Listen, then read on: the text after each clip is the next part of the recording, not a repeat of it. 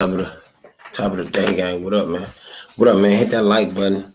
Hit that like button coming in here, man. You know, we're gonna have to check some of this these murder scenes out, man. Top of the morning to the kings and queens though, man. Most definitely. If you're here, you already know what's up. Um, hey, I'm gonna have to see what this Wayne Perry about, right? Uh and like I said, I had to hop off the takeoff scene, man. I think they done wrote the man name enough, man. RP Takeoff, let him rest. Let him rest easy, gang. But at the end of the day, I think I think I still could touch up on some more shit though. Like, dog, I ain't know. Some murderers was out here. It was some motherfuckers who was really out here taking shit off, knocking shit off, right? Like Wayne Perry, for instance, dude, like damn. And I heard Jay-Z mention this cat before. I did. I heard him mention Wayne Perry before, gang. That's crazy. They say he was the Michael Jordan of murders. What the hell they mean by that, man? Can y'all, any one of y'all help me out? What do they mean by that? Anyway, let's get into it, man. And as y'all come in here, hit that like button, hit that subscribe, and let's get it.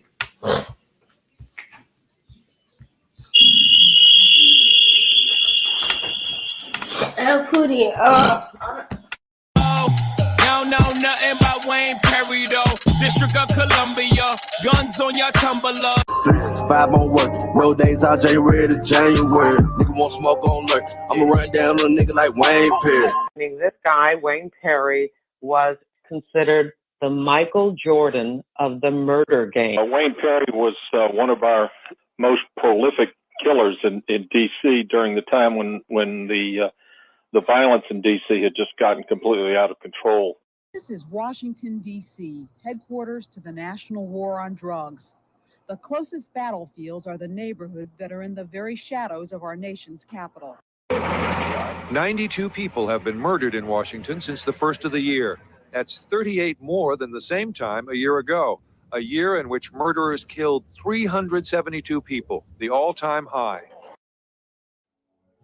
Wayne Perry, a.k.a. Silk, was born on November 14th, 1962 in Washington, D.C. He came up in Southwest L Street in the area known as 203. Not much is known about his mother, but it is known he was very close to his dad. Growing up, Wayne would spend his summers down in Georgia with family members, but he said he would have to fight a lot down there because people was calling him boy, amongst other things that he wasn't going for. Coming up as a kid, he looked up to his big brother, Lop. Hey, on what though? Y'all know what up. Everybody don't be going for that bullshit. Like, hold on, man. You gotta watch what the fuck you talking. Watch how you talking to me too, gang. Like, I feel him though on my life. Was also into the street life, and he's the one that gave Wayne the nickname Silk because he was a fly dresser and he was good with the ladies. Wayne would spend a lot of time hanging around the OGs in his neighborhood, learning the game, learning the streets. He would watch their back as they hustled, and they would also take him around the city to gamble because they thought he was good luck. But Wayne learned how to make trick dice, and he was really scamming. But according to him, never told the older dudes he was around. How you learn how to make they trick just dice, knew that he was bringing in money. That one cold. How you learn how to make trick dice? Now, if I can do that, you know what I'm saying? Literally, it'll be a different ball game out here. That'll be different. So you can tell Wayne was on that shit. He was on that hustling. That boy really was on that money, wasn't he? And when Wayne wasn't hanging around the OGs in his hood, he was running his own crew of kids his same age. They would do little petty crimes, nothing too serious. But this would all change in 1974 when Wayne was approached by an older cousin who was also into the street life, and he had a partner that he felt done some dirty business. So he approached a 12-year-old Wayne Perry and asked him to kill his partner. Now, at first, Wayne was surprised. He was like, why you want me to do it? I'm just a kid. Why? His cousin was just like, exactly, you just a kid. So he'd never see it coming. And on top of that, if you did get caught, You so young, they wouldn't do nothing to you anyway. Damn, that's crazy. So a motherfucker was already on the plot with him, dog. He said, look, if you gonna do this, man, you a kid, you a shorty, they're not gonna look at you no type of way. You feel me? And plus, you possibly gonna get away with this murder, right? Dude, like, who thinks like that, y'all? Like, who really thinks like that, man? And Wayne, he agreed to do this hit under one condition. Damn. That he gets to keep the gun that he uses to commit the murder. Now, he wanted the gun so he could put fear into the crew of kids he was already leading. You see, Wayne knew from a very early age that fear and power went hand in hand. The day finally arrived for Wayne to do his first hit. Wayne spotted his target on the block and made... Wayne Perry, in 1974, I put my first fool in the dirt. Damn. So Lil Homie was out here. He really wasn't playing. You feel me? Lil Homie wasn't playing, man.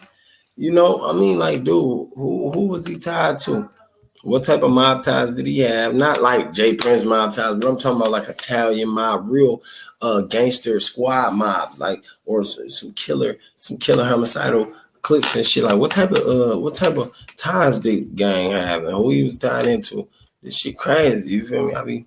I'm trying to figure that out. A small talk with him, and after talking for a while, Wayne asked him for some ice cream. He said, yeah, little man, I'll get you some ice cream. He looked at Wayne as a little kid and a little cousin of his partner, so it wasn't too out of the ordinary. And as they were walking to go get the ice cream, they had to go down these stairs that were kind of off in the cut and sealed off. And as the man started walking down the stairs in front of Wayne, he pulled out a .22 revolver and placed it a few inches from the back of his head, and he closed his eyes and pulled the trigger about 3 times and took off running. And as Wayne was running back to the spot, so Wayne, he popped him, dog. He literally dropped him. You feel me? He popped him. He wasn't playing with him. He like, fuck all that. And dude said it too, like, man, you know, he wouldn't expect it coming from you, gang. He wouldn't expect it coming from no shorty. You know, that's crazy because a lot of times nowadays it be the shorties out there that's doing the hits. The shorties be doing the murders, gang. I know there's a few of y'all who know some shorties in your state, in your city. I'm talking about taking shit down. You ain't gotta admit it. Don't say nothing. You know what I'm saying? I don't know police ass shit, but I'm just saying, like, dude, word around town be that the shorties be the shooters always, all day. And that should be crazy, right? I mean, that he was supposed to meet his cousin at after doing the hit, he started to cry because he looked inside of the revolver and seen shell casings. And when he reached his cousin, he kept crying, and his cousin was like, what's wrong, man? What happened? And Wayne, being so young and not knowing anything about guns, he didn't know that the shell casings from revolvers don't hit the ground. So his cousin had to explain that to him and calm him down from crying. Not crying because he committed a murder at 12 years old. So he thought he didn't. Did he not? To me, it sounded like Wayne probably thought that the bullets didn't come out the gun, is what I'm assuming. I'm assuming Wayne probably took that as when he didn't see the shells hit the floor, gang, he took it as like, yeah, you know, the bullets did not fall out the gun. You feel me? So he started crying. Because I think this was the hit his cousin put him on anyway. And shit, as a big homie, as a big cousin, like, damn, what made him want to put his little cousin on this hit like that? What made him really want to, you know, get his cousin involved or turn the homie out like that to murders? Believe it or not, it goes on. It goes on all around the world, gang. It's motherfuckers who turn you out to a murder, turn you out to a killer, you know, make you out to be some shit you ain't really want to be or ever thought you would be or become, gang. But at the end of the day, like, if you pay attention, man, it's teaching you a lot, man. It's teaching you a lot, this story, you know, the Wayne Perry story. Bless you. It's teaching you a lot, man. So, you know, but damn, he started crying. You know, that means them shells didn't come out. Shells couldn't have came out. He probably thought he didn't get the hit. He probably thought, you know, my cousin gonna be mad as fuck at me. I ain't even get to get the hit off. You know what I'm saying? I'm wondering, is that what he thinking? I ain't even get to get the hit off, gang. Like that shit crazy, man. Let's keep going now. Let's keep going, gang.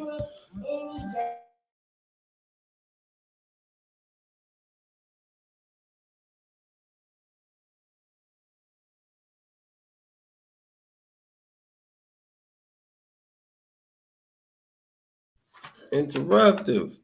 Yeah, anyway, man. I think that's what it was, man. He was crying because he thought he had messed up his first hit. This would be the day that Wayne elevated from the amateur ranks of petty crime into the professional ranks of the murder gang. He attended Wilson High School, and the 6'3" Wayne Perry excelled in multiple sports, basketball, football, and especially baseball. According to Wayne, he was in the Washington Post a few times due to his baseball accolades, but eventually he was kicked off the team for beating the coach with a baseball bat. Damn. Then Wayne was expelled from all public schools in Washington, D.C. for shooting a hall monitor during a school riot. Hey, Wayne wasn't no joke, gang. It sounded like this nigga was no joke to be played with. The nigga whooped the coach. You feel me? Then he turned around. He turned around and fuck up the shoot the person in the hallway. Like, nigga, that's ghetto as his finest. You can't beat that. You get a nigga like this, gang, I don't think you want to get on this nigga bad side. I don't think a nigga want to get on this nigga bad side. A motherfucker had to take it easy fucking with a nigga like Wayne Perry. You know? I mean, damn. Wayne, he said he didn't do it, but everybody pointed the finger towards him. Wayne would be sent to an alternative school to get his GED. But while he was there, another one of the troubled teens threatened Wayne. They threatened to smack him and to take his chain. And Wayne caught him walking home from school one day and waited for the right moment and shot him multiple times and killed him. 1978 would be the year that Wayne started to rob banks with the OGs he came up around. He said they would take his bullets out of his gun when they went to the robberies because they knew he was trigger happy. And in 1979, his little brother was actually murdered in one of the bank robberies when he was shot by a cop. And as the early 1980s arrived, Wayne's reputation was growing as a killer. See, you know what I'm saying? He getting big as a murderer. He was getting big with this shit. This nigga out here, he taking lives. You feel me? His cousin put him on though. His cousin the one that turned him out to that shit. And believe it or not, it be motherfuckers out here on the street gang that'll really turn you out to that type of lifestyle, to that type of, you feel me, that gory shit. Hit that like button, stepping in here, man, and hit that subscribe if you hadn't, and share. But at the end of the day, this shows you though, like, it's motherfuckers who be out here who got that shit on their mind. They willing to take it there and take you there. You feel me? Are you willing to go there though? Not just in Southwest DC, but in the entire city. And after witnessing his brother being murdered in a bank robbery, Wayne would try his hand in the dope game, but hustling really wasn't his strong point. He was more into extortion and murder. Wayne would become known for not just simple. He only into smoking shit, dog. That shit crazy. Just being a hitman for hire, but for robbing and murdering local drug dealers. It said a lot of them didn't even want to get cars that were too flashy because Wayne would see that they was getting money and pull up on them. When people hear about Wayne Perry, 9 times out of 10 will cut a mind as hitman or killer. When they mentioned his name, they mentioned murder in the same sense because he was about his work. He an animal. Well respected. Man, simple, man. Playing and leave you leaking. I could have put my man Wayne from DC. They don't know Wayne. Wayne would have walked right up on him 3 times and then piss on him. Damn. They said Wayne would walk right up on him, hit him 3 times and piss on him. I'm talking about real life murderer. They talking about they call him now the fucking Jordan the Murders, gang. So you already gotta know that shit gotta be exclusive. I'm talking about when he doing them hits out there. He gotta be this shit gotta be serious. Wayne, I'm talking about Wayne. Okay. They kill you in a minute, especially if they know you from out of town. And sometimes, instead of just taking them off the map by killing them, Wayne would give the drug dealers an option. And he would tell them, if you give me money, then I'll be your friend. But if you don't give me money, then I'm not your friend, which was basically a threat. WP had the whole town on lock. A lot of people in fear. A lot of people didn't want to get on the wrong side of Wayne Perry because they knew on that wrong side was the barrel of a gun. He's smoking your ass. He's smoking you, dog. You got this little homie out here popping shit, laying shit down. Dog, I'm talking about that's straight out the mud ghetto story. That's straight from the, you feel me? That's straight out the gutter right there. Definitely, if you came up like that, man, you know, man, I can't imagine that. I can't imagine the motherfucker just walking around here, gang, and this the only thing he want to do. He want to do murders. The buddy told you to put him on the lick. You feel me? He want to do nothing but hits. Shit, it be like that though. You better believe that. Like in the city, it be really like that though. Out there in the city, man, in certain states and shit, certain continents also, man. Motherfuckers be out there. They really just want to do the murders. You feel me? They really just. He like fuck all that, gang. You ain't even got to give me no job or no gig. You know, I just want to do hits. I just want to knock niggas off all day. And the little nigga enjoy this shit. Like, what type of shit is this, man? Wayne was beyond dangerous. A man by the name of Thomas Dozier, who was once a part of his crew, told a story of getting out of prison and being picked up by Wayne. Wayne asked him, like, do you got some money? Dude was like, no, I'm fresh out. I ain't got nothing. Wayne told him, hey, you know what? I'm going to take you to go get some money. And they pulled up to this spot of a well-known drug dealer. And Wayne told Thomas, go inside, tell him that Wayne is out here and he want his money and don't make me come in there. And the dude said he looked at Wayne and just like, you serious? Because this is a well-known drug dealer. And Wayne just looked at him and said, go in there and tell him what I just said. And a few minutes later, came out with a bag full of money. Damn. Not too many people in the city wanted war with Wayne, but every now and then he would be tested. Let me see what it say, gang. Let's read this, y'all. In '84, I killed a fool in front of the police. It was sort of like self-defense. I went down to Lorton Youth Center on that one. Wow. So you feel me? Like Wayne Perry was going around there, he bragging and boasting about these murders he doing. He letting motherfuckers know, like, yo, if you go in that house right there, man, you tell him Wayne want his money and he outside and he said don't make him come in, you gonna get a bag of money. You know what I'm saying? You see how young dude didn't believe it. He like, for real? That shit gonna happen like that? Hell yeah, shorty, it's gonna happen like that, man. You better believe it. On Wayne Perry is what he was telling him, dog. This shit crazy because I can't believe it was motherfuckers out there really like that. Now, nowadays you got, you know, motherfuckers extorting people. Like you see how Jay Prince and them trying to do it with that extortion tactic shit. That shit don't work. But you got niggas like this nigga Wayne Perry, gang, who's really out there, you feel me, possibly busting a motherfucker head, you know what I'm saying, bringing it to you, putting it to you like that, and letting you understand and making you realize that, nigga, this shit is real. I will take your motherfucking life. For real. I would. One of his rivals almost caught him slipping one day and tried to kill him just so happened in front of the police. But Wayne, he returned fire on this person. And Wayne ended up killing them instead. They tried to charge him with murder. It happened right in front of a cop. But the cop ended up testifying that Wayne did it in self-defense. They gave him other lesser charges, but nowhere near a murder rap. Wayne was beginning to look like Teflon, although he would spend the better part of the mid-'80s locked up at Lorton Prison. Shit, I mean, you can't help but to say he was looking like Teflon if he getting away with shit like that. If he getting away with shit like that, gang, what can we say, nigga? That's you getting away with murder at its finest, gang. Wayne Perry like shit, nigga. A motherfucker would have loved to have his hands if, you know what I'm saying? I'm talking about, nigga, when shit go south. Yeah, that's where you want to be. You want to be in a Wayne Perry status, you know. And when he was released in 1987, his dad died right after he got out. And according to Wayne, he went crazy. He just lost it.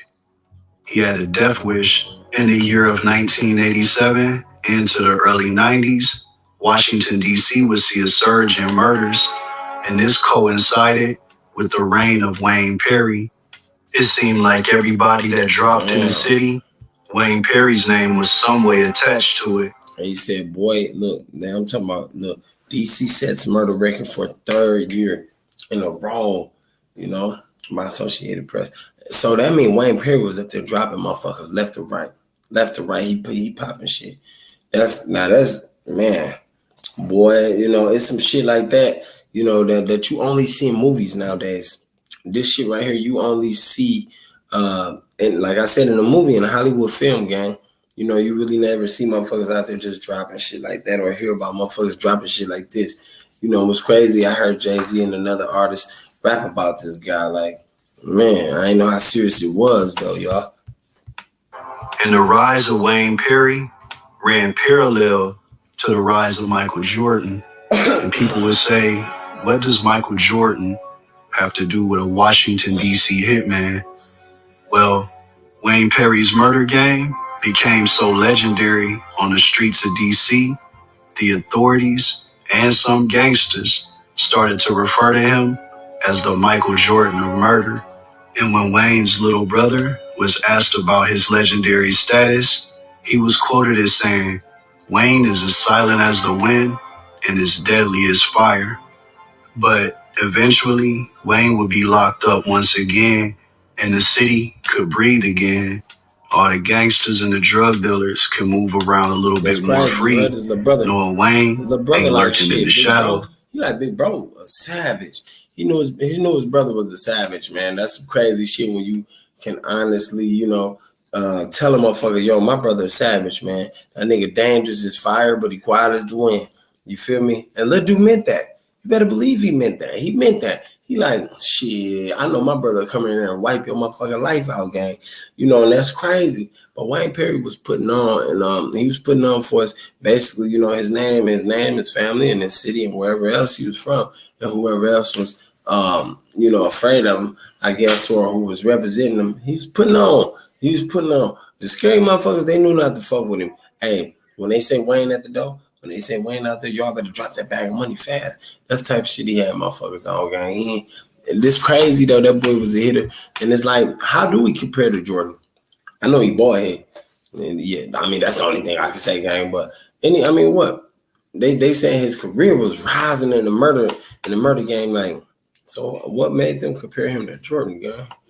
You know? I'm trying to figure that out. But a series of events would occur that would change Wayne Perry's life forever when Albert Martinez, aka Alpo, came into his life. Now, exactly how they met, there's two sides to the story. Wayne Perry claims that one night he was out and a man by the name of Shorty Pop, who he was close to, introduced Alpo to him. Alpo snitch ass, so that's what turned, and it makes sense too, because Alpo was killing shit too, though, gang. That's crazy. So did Wayne turn Alpo out into this murder lifestyle? Did he actually get Alpo to come do some of these murders, gang? You know what I'm saying? And soon as Alpo got out, well, recently he got smoked or something, right? He got killed, right? That's crazy though, gang. Like, you know, I didn't know them two was vibing like that. I didn't know they was tied in, you know. But Wayne said he wanted to kill Alpo because a female that he was dealing with told him that Alpo said he was gonna put a hit out on Wayne, and Shorty Pop had to talk him out of it, and Alpo had to talk to him and tell him that it wasn't true. And allegedly, Shorty Pop went back and killed that woman. That's Wayne's version. Alpo. So wait, damn. So you know, word is that Alpo wanted to put a hit out on Wayne. You know, and then this shit go back and forth. And what, a motherfucker go smoke the chick who told the rumor? Like, damn, get the fuck out of here. They weren't playing. Gang, they weren't playing. You couldn't give a motherfucker a chance like that. I'm talking about they got her out the way. They got her out the way. And I would have figured like they would have probably started shooting at each other or some shit. But let's keep going. Let's see how these niggas end up tying together. Because I still don't get it. And I still don't get how Alpo became, you know, the hitman / snitch man. He became. Let's see where that. Alpo's version is a little different. According to Alpo, Wayne was still locked up, and his bond was only $10,000, but nobody would put the money up because he had the streets of DC in absolute fear. But Alpo saw the long game, so Alpo put up the money to set Wayne free, once again unleashing him on the streets of DC. Now, Alpo had already been in the city trying to make some moves, move his work, but he was running into a lot of resistance. DC, they didn't play too well with out-of-towners, especially one with a reputation like Alpo's, but it was a lot of strong dudes in it. Hey, that's crazy. He said they'll play with no out of towners, definitely with a reputation like Alpo's. You feel me? Y'all get them likes up, man. Subscribe if you haven't. But hey, Alpo reputation was one to be, like carried on by a motherfucking strong leader or something like that until the snitch shit started happening, gang. I don't know where you went wrong with that, but Wayne Perry, man, and Michael Jordan, the murders, I never heard of this cat, man. Let's keep going, man. In the city, and Alpo just didn't have the muscle, so he would get extorted, robbed on a pretty consistent basis, but he was still getting money, and he would try to work with the dudes in the city, but they just wasn't dealing with him for real. Wow. And eventually he got set up, and some dudes tried to shoot and kill him during a drug deal.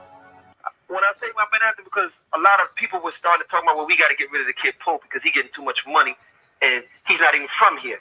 I did hear you got shot. I got shot because they was trying to kidnap me in D.C. And after surviving this, Alpo knew that if he really wanted to lock the city down, he needed to have a strong team. And that's where Wayne Perry came into play. Alpo knew with his drug connections and the money and Wayne's reputation and the team of killers that he figured they was gonna be unstoppable, my nigga. You feel me? Alpo was thinking smart though, but I don't know, what made Alpo go the way he went. But he was thinking smart. He like, damn, let me put a team together. That's what any boss or any leader would try to do, right? That's what any motherfucker would try to do. Like they like, let me put this team together. Let me put this, this mob together, gang, and let's stand on shit. Let's get this money. Let's eat together, right? And let's just chase this bag. Hey, you need a motherfucker to securitize that thing. You need a motherfucker to make sure they got the plugs, they got the moves, they got the cars, ready to be made, and then you need a motherfucker who gonna put something on the motherfucker if they get in your way, right? I mean, I can dig that. I can dig that. That he had behind him, they could have the city on lock. But one thing that Alpo learned during his time in the streets of DC is that they only respected killers. So him and Wayne was gonna have to put the murder game all the way down and strike fear into the district. Look, that's crazy. They only respect the killers, gang. That's how it is in Chicago, gang, in the city. A motherfucker only respect the shooters. They only respect the shooters. I wonder why. Like, why was it? Because they was that scared of the, the killers or what? Like, how that? I quickly seen that this was a place that I could make a lot of money, but now I got to put my game down. I got to put it down. Although I wasn't trying to bring it down there, but to survive, you had to do it, and you got to let it be known that you put it down like that, because that's the only thing they expect. They don't expect a brother trying to just be smooth and get money. You got to put the murder game down. Alpo and Wayne assembled a team of killers. He told you got to put the murder game down, because down there, them boys wasn't respecting no nigga who just coming down there trying to get no motherfucking money.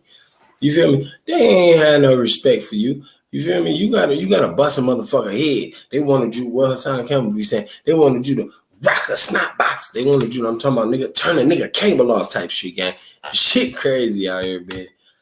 Killers. They had people like Big Head Gary, who was a hustler, but also known to kill. A man by the name of Michael Jackson, who was once in the crew of Michael Frey Salters, a legendary drug dealer out of DC, who was set up by Alpo and Wayne and killed by Michael Jackson in a double cross. Damn, y'all hear that shit, dog? He set it up. Wayne and what's his name set it up, and then he got killed by Michael Jackson, man. RP the real Michael Jackson, gang. I thought they was talking about the real Mike, but he got smoked by Michael Jackson, gang, in the crossfire. Like, this shit get deep. And he joined Alpo's crew. Matter of fact, Alpo told a story. One day they was out, seen a dude moving work in their territory. And as they was driving by the dude, Michael Jackson whistled, and the dude turned around to look. And when he did, Michael Jackson said bye-bye and blasted him. They also had a teenage killer by the name of Sheldon Watkins, a.k.a. Damn. Dog said he whistled at him, you know what I'm saying? Hey, they ride past, dog, turn around, look, oh yeah, that's buddy. Bye. You feel me? I'm talking about niggas on hits. They was on shit like that, gang. These niggas out there real murderers, dog. I'm talking about, man, shit. Them niggas was niggas you didn't want to play with probably back in their times. Back in their times, they probably was on their prime time too. Like they'd drop you quick in a second and not get no consequence or repercussion behind it. That's what I'm assuming. K.A. Shorty Pop, who was once a part of the legendary Go-Go group, the Junkyard Band, who was signed to Def Jam in the 80s, but he decided to put the drums and the mic down and picked up assault rifles and became a certified killer. Wait. And of course, they had the Michael Jordan of murder. Wait. Hold on. One of the niggas who was signed. Did they just say that game? Let's go back. Come on, man. I know I ain't tripping. Look. Group, the Junkyard Band, who was signed to Def Jam in the 80s. Them niggas was signed to Def Jam in the 80s. That's crazy. So you mean to tell, hey, and that shows you, the street life to the celeb life ain't no different. That shows you right there for the motherfuckers who don't be believing that. Like, nigga, the street life goes straight to the celeb life. Look at these niggas. He already said they want to put down the drums and shit, pick up some chop rocks. You know what I'm saying? They want to go chop some shit down. Simple. I mean, what more can a motherfucker say? And to me, it's shocking, though. It's shocking, man. Let's keep going, dog. I mean, god damn, what is coming to work? But he decided to put the drums and the mic down and picked up assault rifles and became a certified killer. And of course, they had the Michael Jordan of murder, Wayne Silk Perry. Poe had the money and the coke. Wayne had the power. These his new friends. If you want to get something from Alpo, you best to pay it back. Because if not, Wayne is going to handle it. Ain't no freebies, ain't all that nice shit stopping. Wayne's MO was more so than, fuck that nigga, let's get rid of him. If you wasn't on their team, then watch out. Because if you had something they wanted, they was coming to get it. Wayne would teach his young killers the ins and outs of murder, how to use their weapon properly, cleaning the gun, proper aim, how to set up your target to make the hit as easy as possible. He had his own army of killers. And Wayne, he was the general, and he would make his young soldiers prove theyself too. It's a story of a woman by the name of Evelyn Carter, who had allegedly witnessed another murder that Wayne had committed, and he felt like she was cooperating with the police, so he wanted her dead, and he gave the hit to one of his youngins.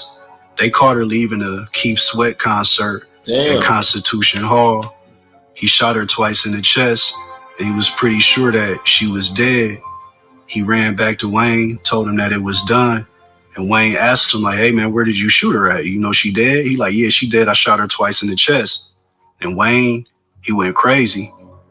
Dozier said, well, you know, I shot her. She's dead.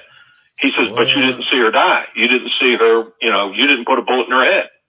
And he goes, well, no. And Perry got angry and upset with him and started yelling at him. He says, you can't kill anybody unless you shoot him in the head. And he walked up to a man, just a bystander they had no connection with, who happened to be talking on a public telephone, and just shot him in the head. Damn. And said, this is how you kill somebody. Wayne. Damn. So the nigga was that psycho guy.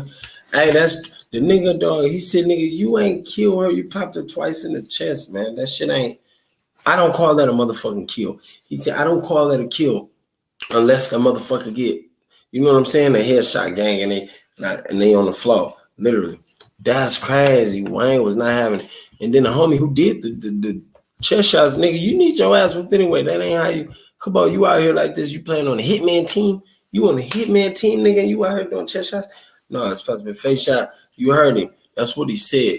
You know, they show you this shit in video games. You know, like this shit allegedly. But it's crazy, man. Like, come on, y'all. It's crazy. I mean, it be murders going on all over the world. But when you find motherfuckers who love to do this shit, that's when, you know, you dealing with a psycho motherfucker. You want to stay away from them guys. Would kill in broad daylight in front of dozens of witnesses. He had the city in such fear, nobody would dare testify against him. Damn. And for those who did, it usually didn't end too well. There was a young woman by the name of Alveda Hopkins who had witnessed her friend, James Henson, aka Frog, be gunned down by Wayne Perry, and she agreed to work with the police. And once Wayne found out about this, he came up with a plan to get rid of her. He found her walking in her neighborhood and had one of his underlings knock her unconscious and put her into a van. And as they were driving around, she woke up. She seen Wayne Perry sitting right next to her, and she was paralyzed with fear. She already knew what was gonna happen. She knew what time it was. She seen Buddy face. She knew what time it was. She like, damn, they got Wayne Perry gang finna smoke me. Yeah. You went to the police, you working with him, you finna tell on him. You know what I'm saying? Like, you guys to die. Happened. And according to Alpo, Wayne put in the Eazy-E song titled "A Bitch Is a Bitch" and proceeded to stab her multiple times in her face. Dog, the nigga was crazy. The nigga popped the Eazy-E on? RP Eazy-E. The nigga popped the Eazy-E on? A bitch is a bitch. Come on, gang. And then proceeded to face, hands, and chest. Wow. Then he took out a 357 and shot her 4 times as the music blasted inside of the van. And they would later dump the body on Interstate 295. But Wayne really didn't need a reason to kill. You know, that's a murderer, boy. That boy was out there. He had to be, man. The nigga was psycho or something, gang. What the fuck was going on in this man's head, y'all? Y'all tell me something. Like, what the fuck was really going on with him? Somebody. It was a young woman by the name of Yolanda Burley who met Wayne at a party and started asking him questions like who he was, where was he from, things like that. And for some reason, Wayne took this as she was a cop. She must have been trying to set him up or something. And he had this woman kidnapped and murdered. Damn. Simply for asking him too many questions. And Wayne would protect y'all know what's crazy right now. If a motherfucker asks you too many questions right now today, ain't you gonna feel some type of way? Like, hold up. Definitely if you don't know them like that, you feel me? They not from where you from. They ain't your round. They ain't none of your people. You gonna feel like something is up with this motherfucker. I would. I mean, I know I would. Like, dog, what is it to you, man? Why you asking all these motherfucking questions, man? Alpo's drug empire at all costs. Even though he was never really a part of the drug dealing operations, he was just the enforcer. But that was an extremely important part of the operation because he kept all of the heat off of Alpo from all of the other killers in DC. I mean, this kid had DC in fear. I mean, this kid just didn't care. He was murdering everything that was moving. When Poe hooked up with Wayne, that was the best thing that happened to him. She said, you know, that nigga didn't care. He had the whole DC scared. I could believe it, though, because there's people out here like that just got a lot of motherfuckers out there scared as shit. You feel me? The motherfuckers be nervous, scared. But damn, dog, these niggas out here slaying shit, nigga. They real the average dude get money down here would have loved to have Wayne on their team. And he had Wayne on his team. But despite the word being out that Wayne was now on Alpo's team, certain gangsters in the city didn't bow down. They still tried to lean. Hey, I wonder, did Wayne ever find out, or did Wayne know that Alpo was a snitch? Y'all remember how motherfuckers found that out at the end? You know what I'm saying? And like, where is Wayne now? I'm wondering. I never heard of this story, gang, but did he find out Alpo was a snitch? Lean on Alpo I guess we're gonna find out and extort him. One in particular was really putting pressure on him. Let's read this, y'all, together. Wayne Perry. This nigga was about his business. I got to give him that. He was known for snatching niggas, killing niggas, and all that. Silk respected how the nigga got down in the streets, but business is business. As y'all can tell, man, you see what it said? That nigga was about his motherfucking business, nigga. He was about that murder business. That mean he ain't no motherfucking joke with dog at all. So you gotta watch how you know what I'm saying? Watch how you move around and watch how you talk to him too, probably 9 times out of 10. And Alpo, he wanted him gone, but this dude was a real killer. Matter of fact, Wayne Perry knew about him, and he respected him too.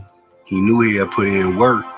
So when Alpo came to him and told him to get rid of him, Wayne said, yeah, I'll do it, but you're gonna have to pay me some extra on this one.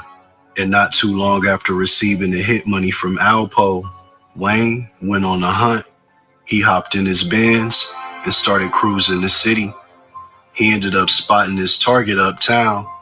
Wayne parked his Benz and waited for the right moment to strike. He said, dog, you gonna have to pay me extra, dog. I can't believe the nigga went on a hit though for the nigga for real. They said dog was a little dangerous too. Let's see how this shit took place. Wayne seen the guy getting out of his truck, but he had his back turned, almost like he was looking for something. Wayne exited his vehicle with his gun in hand and slowly started walking over to the man.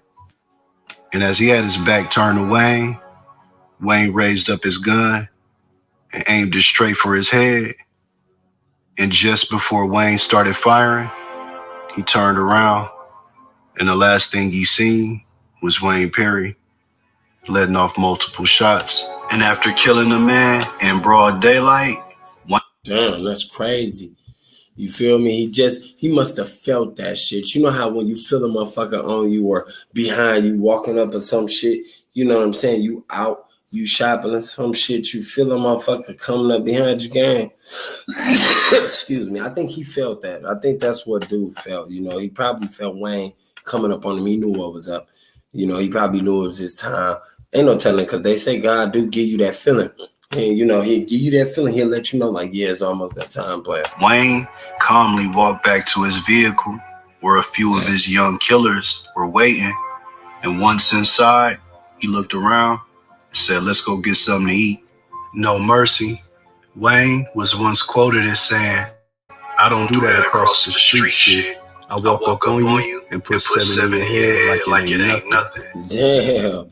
Hey, Wayne was gangster as a motherfucker. That nigga said, that almost sound like the rappers when they be like, we don't do drive-bys, we hop out and we walk ups. You know what I'm saying? That almost sound like that gang when the motherfucker be like, yeah, nigga, we don't do drive-bys, we do hop-outs and walk-ups. Like, that nigga just said that. Like, no, nigga, I don't do that across the street shit, but I will walk up on your ass and put like 7 in your head, boy. You feel me? Like, straight the fuck up. That shit gangster, nigga. They became very close and would spend a lot of time together. And people would say, why wouldn't Wayne just kill Alpo and take all of his money?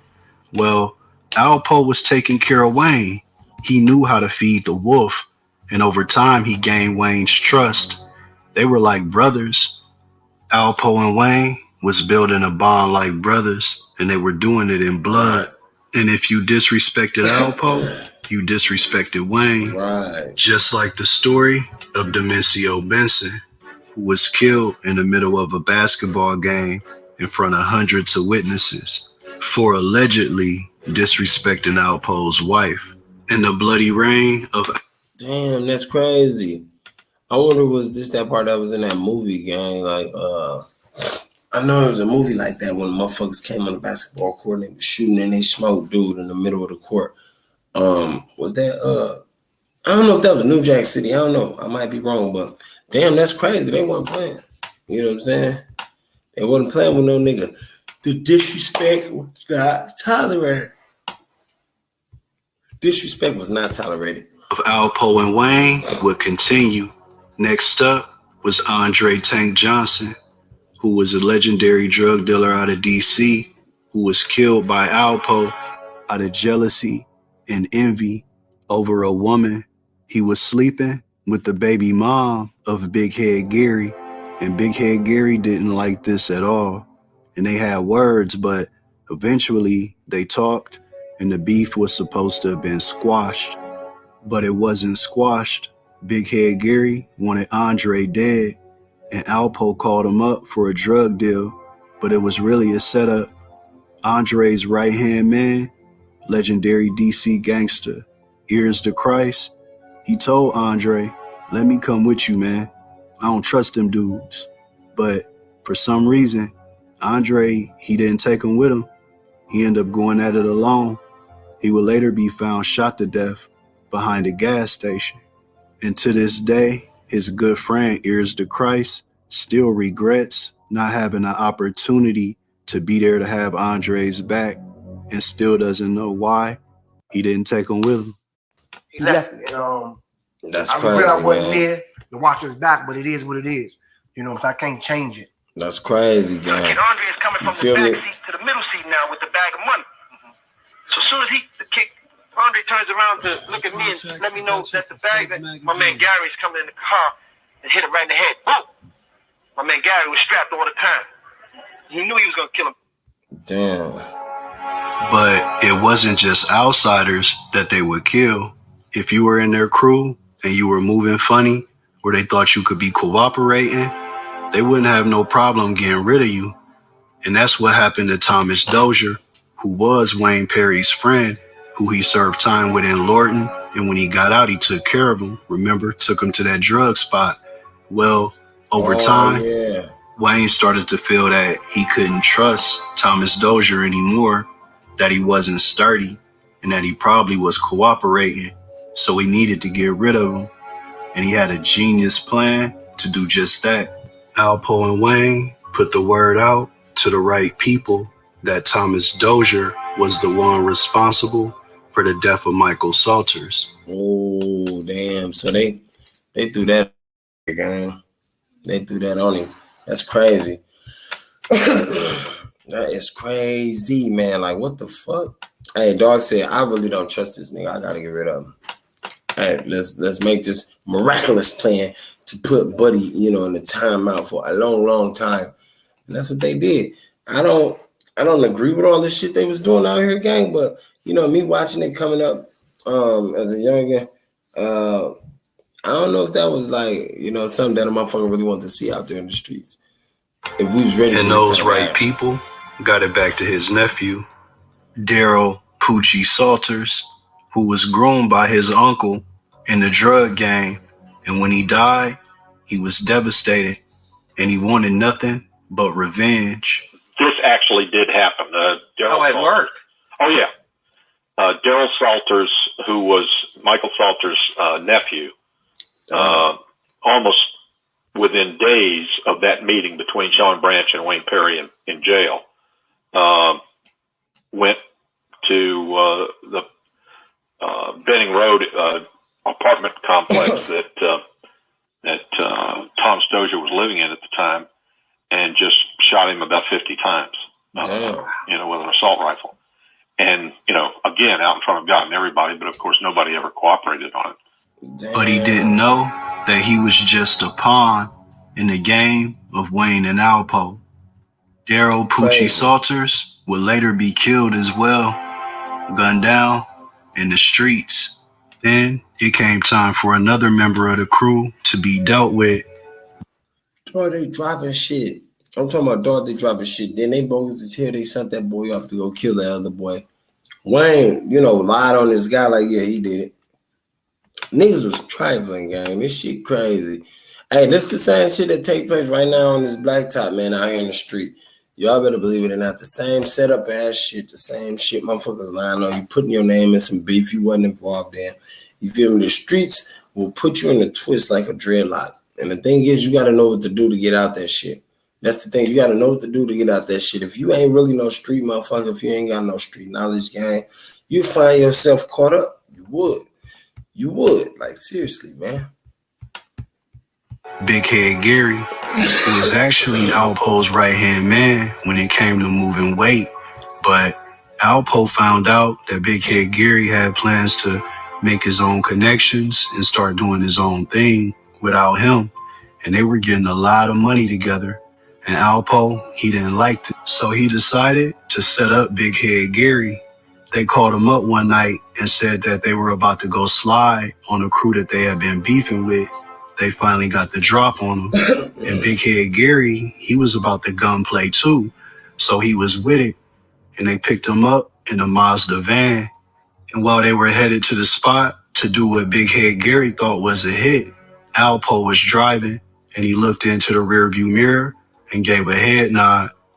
And this was a signal to Wayne Perry to hit Big Head Gary. He pulled out the gun, put it to the back of his head, and shot him multiple times. Big Head Gary never saw it coming. They were ruthless, treacherous, apex predators. Wayne and Alpo, they were the kings of the city. And Wayne was the MVP, leading in all statistical killing categories. But it was only a matter of time before that empire started to fall. Right. Because in November of 1991, Alpo Martinez was arrested under federal RICO charges. And when he first got arrested, Wayne actually sent word to jails to protect Alpo. He had that much belief that he would stand tall and he wouldn't flip, even though people close to Wayne tried to warn him about Alpo and told him that he needs to get away from him. Yeah, Alpo flipping like a motherfucker, Wayne. I don't think Wayne really knew that. Wayne probably just knew Alpo was taking care of him, you feel me? Alpo put him in a good position, I guess. He's feeding him. You know how to, like they said, he know how to feed the wolves. So he kept the wolves fed. He kept the hungry motherfuckers fed. That way a motherfucker don't hop on his ass, you know, but they was trying to tell Wayne, dog, stay away from Alpo. That boy telling, man, stay the fuck away from him. As quick as he can. One of those people being legendary 1980s hitman, Sean Branch, a.k.a. Teflon Sean. Sean Branch is at prison. Judge Fox has more on the 3-year-old charges. Teflon Sean. I remember Teflon Sean. I know y'all heard of Teflon Sean. Come on, guys. It's up to a man dubbed the Teflon Killer. Teflon Sean, they nicknamed the diminutive Sean Branch, until the day the 23-year-old Northeast man beat 8 out of 10 charges against him. Today, he got 26 years for the murder of Michael Green. From what I hear about Alpo's character is that he ain't gonna be trusted. And he wasn't hearing me. He wasn't hearing nobody. Alpo, he actually didn't flip immediately. He tried to fight the government for a while, but after more and more evidence began to come in, and it was clear that they had an airtight case, his lawyer came to him one day and told him, they're looking to give you the death penalty, and if they can't stick you with the death penalty, they want to give you the rest of your natural life. But they really want Wayne Perry. He's your ace in the hole. Give him up, you may have another chance at freedom. Damn. So they were willing to make a deal with the devil, that being Alpo. So Alpo basically had to give up his main hitter gang. Like, what the fuck? He had to give up his hitter. Hey, you know what's crazy? Once he gave up Wayne Perry, is that who got him smoked when he just got killed? Yo, think about that. I had to think about that myself. Like, is that who got Alpo smoked just recently? I'm trying to... And that's exactly what happened. And the plan was in motion to set up Wayne Perry and get him off the streets. Damn. Alpo called up one of Wayne's young soldiers, a man by the name of Jerome Kearney, and told him that he needed the Mazda van that they had used in multiple murders moved to another spot to hide it, because, you know, at this point, they still trusted Alpo. Nobody knew he was snitching, so the young soldier agreed to move the van, but it was really a setup for the feds so they can have more evidence against Wayne. Now, according to the FBI, when they confiscated the van, they were looking to investigate a murder that had allegedly happened inside. But once they started running DNA tests, they found different types of blood and different DNA types. They started referring to the van as the murder van. Not too long after this, the murder van?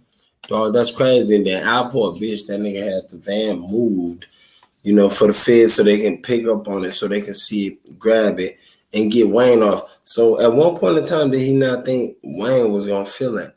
Did he not believe Wayne Perry, you know, had, you know, an obvious sense that he could have been snitching?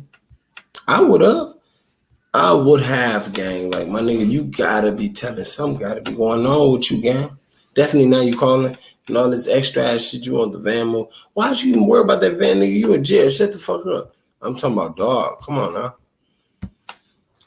Wayne would be arrested on a humble charge, but once inside, he knew it was more than just a petty arrest. He had a feeling it was something more. That Alpo, the man that he had killed for and put his own life on the line for, had flipped on him. In the RICO case, they had 14 murders listed, and they were trying to pin them all on Wayne. And they were also trying to give him the death penalty, something that hadn't happened in D.C. since 1957. The fate of Wayne Perry would come down to a vote in Washington, D.C. on if they were going to pursue the death penalty or not, because it was something they didn't normally do. But Wayne had been such a menace, they thought about doing it, but ultimately they voted against it and sentenced him to life in prison Without the possibility of parole, he would be sent to Marion prison. They wouldn't have gave Wayne life in prison. They said, fuck it. Give you life in prison, you feel me? Alpo got your ass off the street. Wayne thinking like, I know I'm in jail for something way bigger. Excuse me. I know I'm in jail for something way bigger, gang. Which he was right. It was your right-hand man who you was murdering for, who, you know, you was killing for, who told on you. And with that being said, that shit was like, it's treacherous, man. It's something you really can't put your faith in, man. You know, that shit called blood. Where he was actually cellmates with legendary mob boss John Gotti, but he would spend the majority of his time at ADX Florence, Supermax Prison in Colorado, probably the toughest prison in America. 23-hour-a-day lockdown, almost no human contact. Wayne would spend the next 26 years here. And during that time, he became cordial with an FBI agent by the name of Dan Riley. Now, this was the man who headed up the operation to take down Wayne and Alpo, but they were still trying to close murders out, even after Wayne was already locked up. So what Wayne did was eat the charges on multiple unsolved murders. That way, people from his crew who were still free wouldn't face those charges. And plus, he was already down, so he said the hell with it. And one day the FBI agent said to Wayne, we have you for about 50 murders. Is that about the right number? That they suspected that he did. And when Wayne responded, he leaned over to the FBI agent and told him it's well over 100. Alpo would be locked up for the next 25 years, but his name is still rang out through movies like Paid in Full. He would do jail. Dog said it's well over 100 murders, nigga. He said I done well over 100 murders. You feel me? That's what Wayne Perry told him. But Alpo a bitch for going to snitch anyway, gang. Like, damn. House interviews. He would even make time to call the local music video station and make special requests for his favorite songs.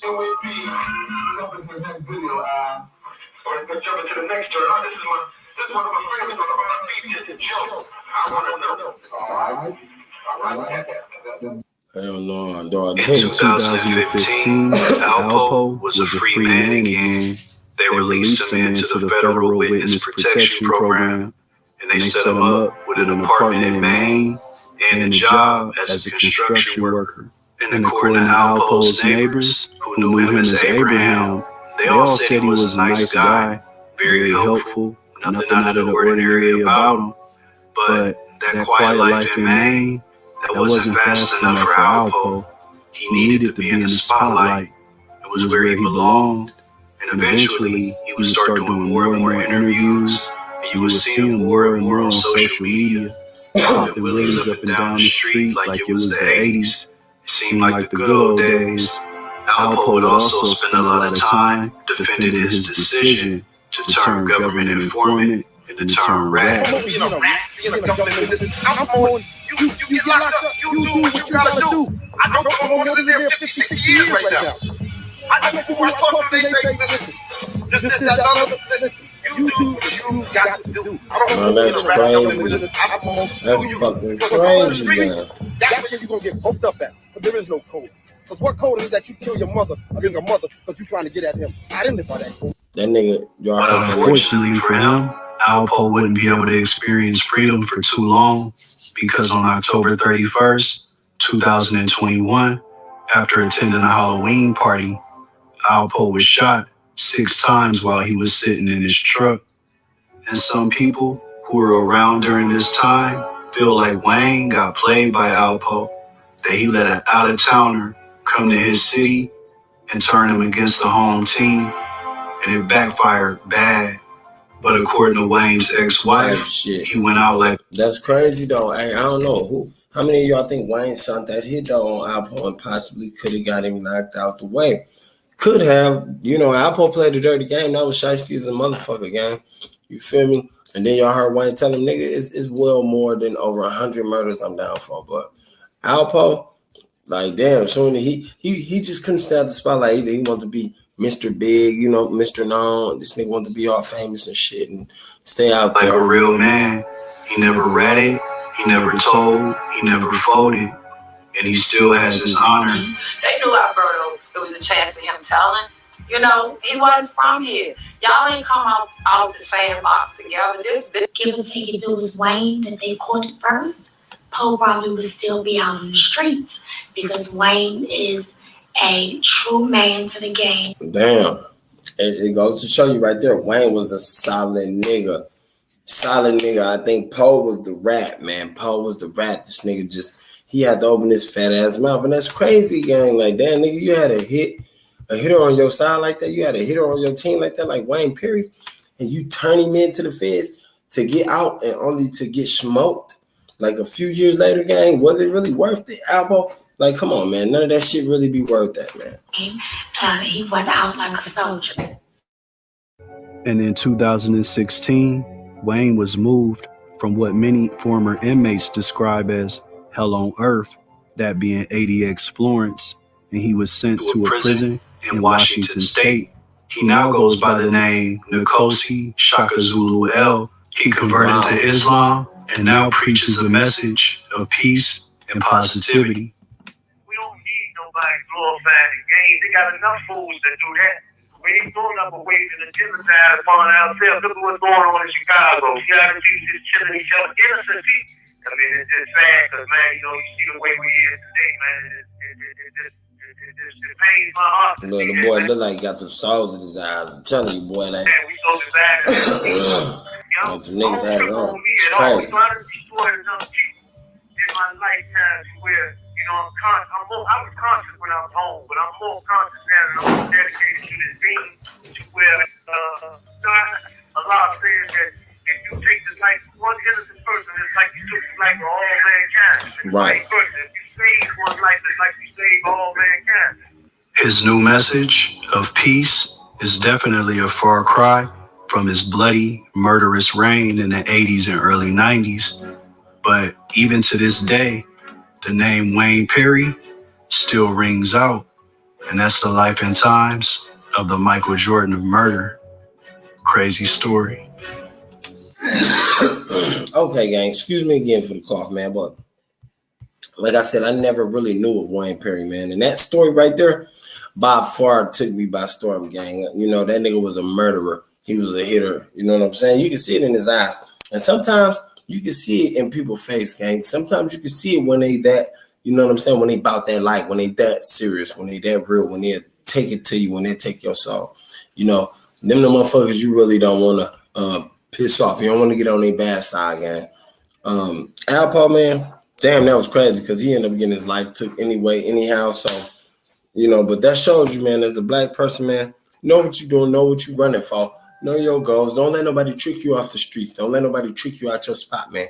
You know what I'm saying? You is the king. You are a queen. You can't do better than what you have been doing, man. You are greater than what you was taught you was or what you always thought you was, gang. Just know you can do it. Have belief, man. Have hope. And know you ain't got to scoop to no motherfucking level to, you know, make yourself bigger than nobody else, gang. You ain't got shit to prove but God. You feel me? That's it. You ain't got nothing to prove to nobody but God, man. You know, with that being said, man, I thank y'all for tapping in. Y'all hit that like button and hit that subscribe button, man. Hit that share button if you don't mind. You know, thank you for tapping in to Slaughter University, man. And we're going to keep this shit going, gang. Till the next time. I'm out, man. Love.